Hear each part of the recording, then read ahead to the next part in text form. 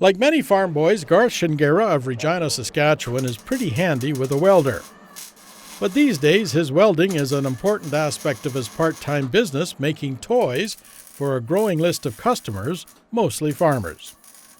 Shyngera has a day job as a mechanic, and in his spare time he likes to take his toys to shows.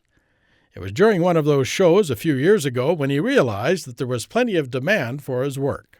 Got a lot of looks, got a lot of interest, and I'm like, well, maybe this is something else I didn't really recognize. And from that point on, built more.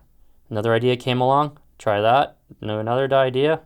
It just kept on going and going, never stopped. Shyngera strictly built farm toys until he was inspired to create this detailed 1/32nd scale model of an oil rig. He figures he has 400 to 500 hours of work invested in the project, including about 150 hours of welding. This rig is known as a jackknife unit for how it can be raised and lowered. About 4 feet high, roughly, is what it would be. It's a double, is what it's called. It's a double, and there's a double and a triple and a single. So basically, I think it goes basically on the types of length of pipes that it uses. This would be like 90 feet, roughly. Even though he has never worked in the oil industry, Shyngera did a lot of research and built the oil rig just like the real thing. The block and tackle not only looks authentic, it also works. It's a rocker switch. In one direction you'll get it, and the motor will drive up to one direction. And what I'd done is I used 4 wires coming out of the motor, which initially was 2, but I used 4.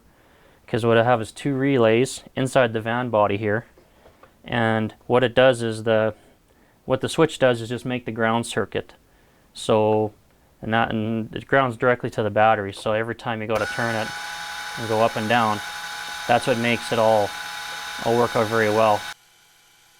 Instead of buying a new electric motor to run the block and tackle, Shyngera was able to salvage exactly what he needed from an old school bus. The stop sign that moves outward for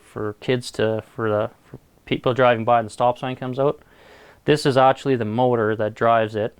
It's gear reduction, and it moves at a very slow rate. It's very good for this type of thing, for the fact that it's basically powered up and ready to go. You put 12 volts to it, and it works. Finding the cable that was capable of repeatedly raising and lowering the block and tackle turned out to be quite a challenge. But eventually, Shyngera came up with an ideal solution. It's more or less like a shoestring material, and that's so that it's soft, it has a memory, and it makes the block and tackle work very well because it's so soft, and the block and tackle is heavy that I used here, that the weight of it keeps it naturally holding itself down. It works very well. He lights up the oil rig just like the full-sized units. He recycled some old LED Christmas lights, which are easy to work with because they don't get hot. If anyone is interested in buying this oil rig, the price tag would be around $8,000. That would cover the material costs and the over 400 hours of labor Shyngera has invested in this very unique project.